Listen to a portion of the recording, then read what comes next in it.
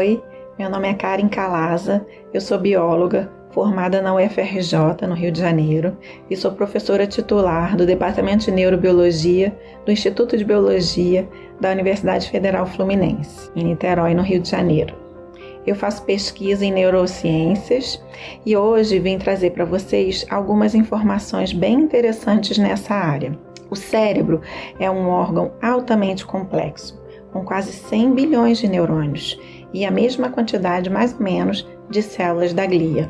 Esses neurônios se comunicam através de uma região chamada sinapse. O cérebro humano pode chegar a ter 4 trilhões de sinapses. Isso tudo é para vocês terem uma ideia de quão complexo é esse órgão. O cérebro recebe informações do nosso ambiente, gera uma percepção e uma resposta a esses estímulos, que a gente chama de comportamento. Essa resposta deve ser adequada ao contexto, à situação que você está vivenciando. Uma coisa interessante que muita gente não se dá conta é que a nossa percepção e o nosso comportamento podem ser manipulados sem que a gente perceba, com pistas muito sutis. Outro dia a gente pode falar melhor sobre isso. Hoje, nesse vídeo, eu quero falar sobre a ameaça pelo estereótipo, que é definida como uma sensação implícita ou que a gente não percebe de ameaça por fazer parte de um grupo que normalmente é visto como negativo ou excluído de um determinado contexto. A ameaça pelo estereótipo gera a sensação de exclusão ou de não pertencimento. Os humanos são seres muito sociáveis. Acredita-se que essa particularidade dos humanos foi muito importante para a sobrevivência da nossa espécie. Nós éramos fracos, não tínhamos dentes nem garras grandes, não corríamos tão rápidos quanto um leão, por exemplo. Sobrevivemos por agir em grupo, tanto para caçar grandes animais quanto para coletar o máximo de frutas, raízes ou pequenos animais para alimentar nossa família. E também para proteger a nós mesmos e aos nossos bebês, que nasciam e nascem muito indefesos quando a gente compara com outros animais. O pertencimento a um grupo deve ter sido tão importante que deixou marcas, entre aspas, no nosso cérebro. Nós temos até hoje um comportamento pró-social. Várias evidências mostram que as crianças nascem com essa característica pró-social, o que refuta a ideia de algumas pessoas que dizem que os humanos são maus. Alguns estudos recentes, avaliando o funcionamento do cérebro de pessoas vivas numa máquina que a gente chama de ressonância magnética funcional, onde mostra a atividade do cérebro ao vivo, em simulações de situação de exclusão social, mostraram que essa simulação de exclusão social ativa regiões do cérebro que também são estimuladas na presença de estímulos dolorosos, mostrando ou indicando que a exclusão social ela deve doer mesmo, como se fosse uma queimadura na pele, por exemplo. E para que serve a dor? Eu pergunto para vocês. Dor é um importante mecanismo de proteção. A dor gera alarme, estresse e ansiedade. Ela leva à ativação de circuitos cerebrais muito importantes relacionados com reações defensivas que nos protegeriam em determinadas situações. Por isso, em uma situação de exclusão social ou de ameaça de exclusão social, pode levar a um prejuízo temporário de execução de atividades cognitivas, como se você estivesse fazendo uma prova ou um concurso, qualquer atividade avaliativa, na verdade. Já temos mais de 30 anos da descrição da ameaça pelo estereótipo. E o que se tem demonstrado é que grupos que são vistos como negativos ou são excluídos de um determinado contexto podem sofrer prejuízo de desempenho diante da ameaça pelo estereótipo.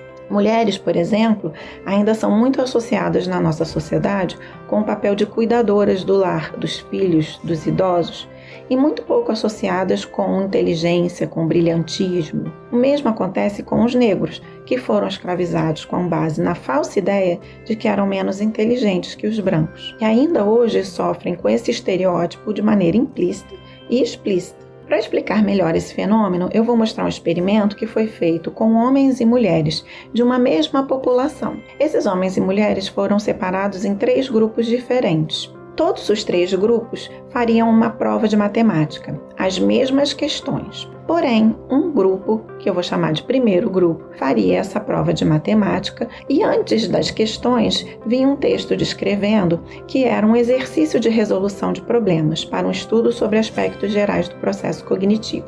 E está aí no gráfico como resolução de problemas.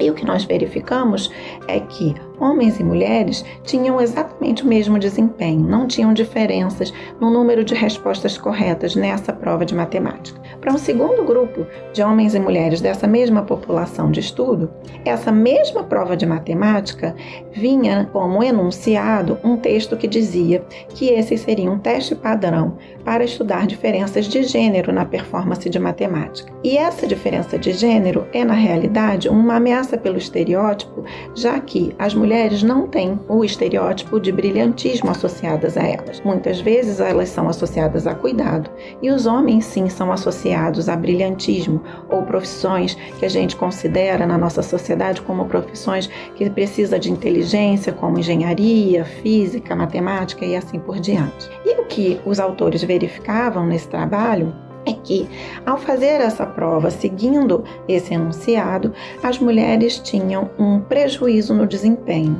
ou seja, acertavam significativamente menos questões da prova que os homens, como a gente pode ver na barrinha preta que mostra os dados das mulheres, mostrando que diminuía o número de respostas corretas nessa situação. Porém, numa terceira situação, na qual essa mesma população de homens e mulheres fariam a mesma prova de matemática, porém, essa prova de matemática viria com um enunciado de ameaça pelo estereótipo, o teste de matemática, que seria um teste padrão para estudar diferenças de gênero na performance de matemática. Porém, o pesquisador, seguindo a esse enunciado, explicaria o que era ameaça pelo estereótipo, com um pequeno texto que esclarecia o que era ameaça pelo estereótipo, dizendo que a pessoa poderia ficar ansiosa ou ansioso, e essa ansiedade, na verdade, se referia justamente à ameaça pelo estereótipo e não teria nada a ver com a sua capacidade cognitiva, que sabemos hoje em dia, amplamente mostrado na neurociência, que temos a mesma capacidade cognitiva, tanto homens quanto mulheres. E o que se mostrou nesse grupo é que, novamente, então, homens e mulheres tinham o mesmo desempenho, mais ou menos a mesma quantidade de questões certas na prova de matemática era visto tanto para homens quanto para mulheres, mostrando que, e isso é muito importante nesse vídeo, que a ameaça pelo estereótipo pode prejudicar o desempenho de pessoas dentro de grupos que sofrem estereótipos negativos. Porém, saber da ameaça pelo estereótipo nos faz suplantar esse prejuízo. Então, toda vez que você for fazer uma prova de matemática ou qualquer atividade avaliativa, lembre-se da ameaça pelo estereótipo, que você pode ficar ansioso só por causa desse fenômeno, mas que você é muito capaz ou tão capaz quanto qualquer outra pessoa para fazer essa prova. E, finalmente, é bastante importante ressaltar que a ameaça pelo estereótipo depende e ela é construída na nossa experiência a vida toda, que relaciona, que associa implicitamente mulheres, negros, pessoas trans e assim por diante a estereótipos negativos. E homens brancos, por exemplo, associados a brilhantismo. Se nós quebrarmos esse estereótipo ao longo da nossa vida, nós não sofreremos a ameaça pelo estereótipo. Então é bastante importante que a gente, ao longo da vida, se exponha a mulheres brilhantes, a pessoas negras que fizeram coisas extraordinárias na nossa história, que tem muitos, a gente sabe disso. Busque diariamente entrar em contato. No nosso Instagram, @viaep.2018, nós divulgamos diariamente histórias de mulheres, pessoas trans, negras, para contrapor o estereótipo, construindo a associação de pessoas brilhantes com grupos minoritários que normalmente não são mostrados com esse padrão de brilhantismo. Bom, nesse vídeo, então, a gente pôde ver o que é a ameaça pelo estereótipo. Eu espero que vocês tenham gostado e me despeço aqui. Até uma próxima. Até logo!